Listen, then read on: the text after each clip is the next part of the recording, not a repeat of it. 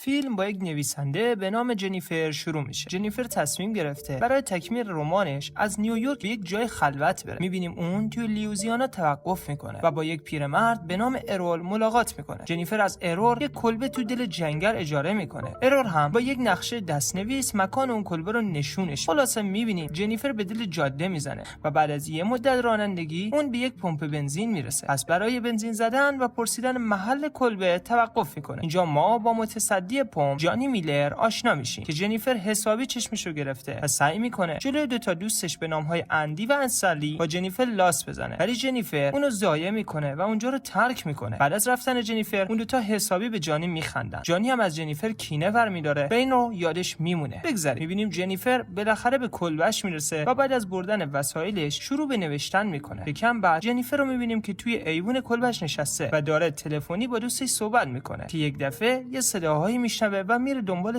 صدایی که از انبار اومده. اون هرچی دور و برم میگرده چیزی پیدا نمیکنه. پس برمیگره که وسایلش رو جمع کنه که یک لیوان شرابو میریزه رو شلوارکش. پس لباساشو در میاره و توی ظرفشور شروع میکنه به شستن لباساش. اینجا ما متوجه میشیم یک نفر مخفیانه داره از بدن لخت جنیفر فیلم برداری میکنه. صبح روز بعد جنیفر میره برای دویدن. اون توی جنگل به یک کلبه متروک برمیخوره و بعد متوجه میشه یه سری از ابزاری که دیشب تو انبار کلبش دیده بود اینجا هستش. جنیفر به این موضوع اهمیتی نمیده و سری به کلبش برمیگرده. بعد میبینیم جنیفر میخواد دوش بگیره که متوجه میشه لوله کشی همون و دستشویش خرابه. پس با ارول تماس میگیره. یکم بعد ارول یک لوله کش به نام متیو رو میفرسته اونجا و متیو کارشو به نحو احسنت انجام میده. میبینیم جنیفر به نشانه قدردانی صورت اونو میبوسه و از اون تشکر میکنه، ولی متیو با دستپاچگی اونجا رو ترک میکنه. یکم بعد ما جانی و دو تا دوستش رو میبینیم که لب دریاچه مشغول الواتی هستن که متیو برای ماهیگیری به اونها ملحق میشه. اونها شروع میکنن به دست انداختن متیو. در همین موقع استنلی به جانی فیلمی که از بدن جنیفر موقع شستن لباساش گرفته بود و نشون میده. جانی با دیدن فیلم جنیفر به فکر فرو میره. همون شب میبینیم جنیفر روی مبلش خوابش برده که با یک صدای از خواب بیدار میشه و میره ببینه صدای چیه که متوجه میشه یک لاشه پرنده جلوی درش افتاده. اون خیلی میترسه و سری درو میبنده و برمیگرده داخل که چشمش میفته به مانیتور لپتاپ که عکس جانی، اندی و استنلی. اون شوکه میشه و میره تا سری درو قلف کنه که میبینه جانی پشت دره و استنلی هم با دوربین فیلم برداریش از در پشتی میاد داخل. اندی هم از طبقه بالا با یکی از لباسزیرهای جنیفر آروم آروم از پله ها پایین میاد. جانی جنیفر رو بغل میکنه و میخواد به اون دست درازی کنه که جنیفر شانس میاره و با ضربه زدن به اون فرار میکنه و میره تو جنگل.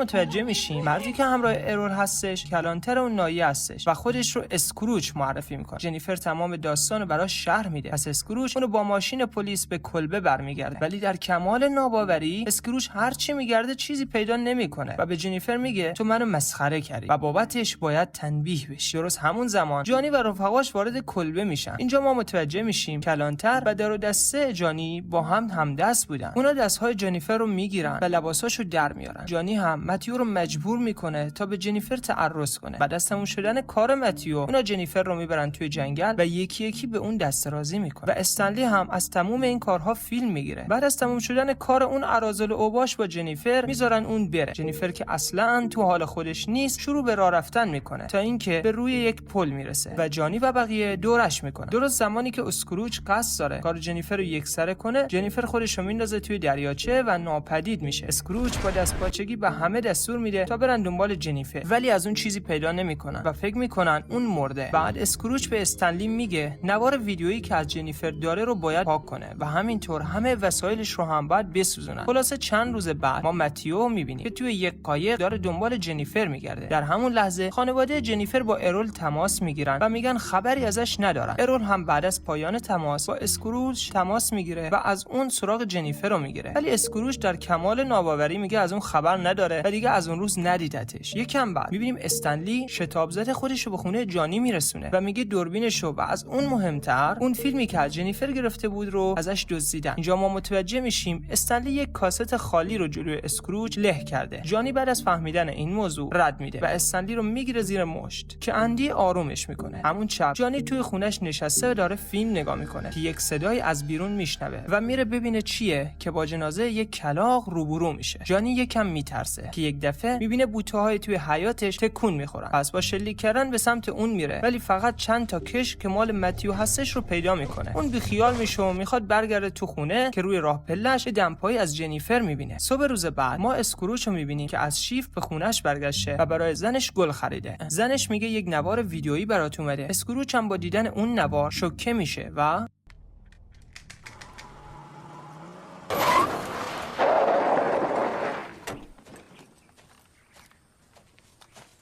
What? Tell me why this was dropped off to my house.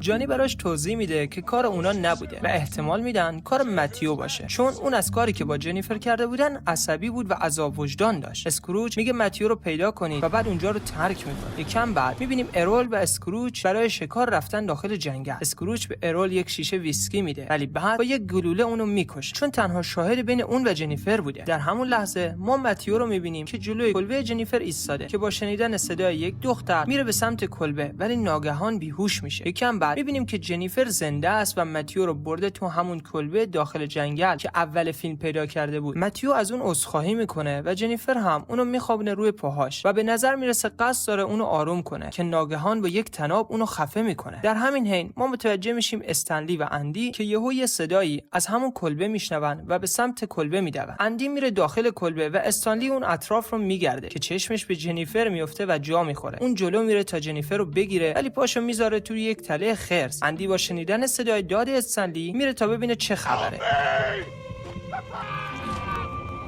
Fuck, man. میبینیم اندی روی یک وان به هوش میاد که در همون حین جنیفر استنلی رو به یک درخت بسته و داره ازش فیلم میگیره و بعد از اینکه با قلاب ماهیگیری اونو شکنجهش میده میره سراغ اندی و سر اندی رو فرو میکنه توی آب و در میاره. و قبل از اینکه این کارو برای بار دوم انجام بده یه پودر اسیدی میرزه توی همون وان و سر اندی رو میکنه. یکم بعد ما جانی رو میبینیم که توی پمپ بنزین داره کار میکنه که با دیدن یه خانم جذاب میره سمتش، ولی تا اون خانم روش رو برمیگردونه متوجه میشه اون زن جنیفره. جنیفر اونو با یک آچار چرخ بیهوش میکنه. جانی توی همون کلبه متروک لخت و بسته به سقف به هوش میاد. میبینیم جنیفر با یک انبردست شروع میکنه به کشیدن تک تک دندونهای جانی و بعد از تموم شدن کارش با دهن جانی یه قیچی برمیداره و جایی که نباید رو میبره. جنیفر بعد از پایان کارش میره سراغ آخرین قطعه پازل یعنی اسکروچ. میبینیم اسکروچ در حال گشتنی هستش که تلفنش زنگ میخوره. اون بعد از جواب دادن در کمال ناباوری متوجه میشه جنیفر اونور خطه و به خونه اسکروچ رفته و قرار دختر اسکروچ رو ببره پارک. اسکروچ سریع خودش رو به پارک میرسونه، ولی هر چی میگرده نه خبری از دخترش هست و نه از جنیفر. پس برمیگرده تو ماشین که متوجه میشیم جنیفر تو ماشین بوده و اونو بیهوش میکنه. یکم بعد اسکروچ تو همون کلبه به هوش میاد و متوجه میشیم جنیفر یک تفنگ فیلکوشو کرده جایی که نباید. اسکروچ شروع میکنه به التماس کردن، ولی جنیفر بی تفاوت به اون ماشه رو به یک نخ میبنده و ته نخ رو هم میبنده به دست متیو. اینجا متوجه میشیم جنیفر متیو رو نکشته بوده و فقط بیهوشش کرده بوده و اگر متیو بیدار بشه و با اولین حرکتش اسکروچ رو پرپر میکنه. اسکروچ شروع میکنه به التماس کردن با داد و فریاد و همین کار باعث میشه متیو به هوش بیاد. برای دیدن نسخه کامل این فیلم میتونید به تلگرام ما مراجعه کنید.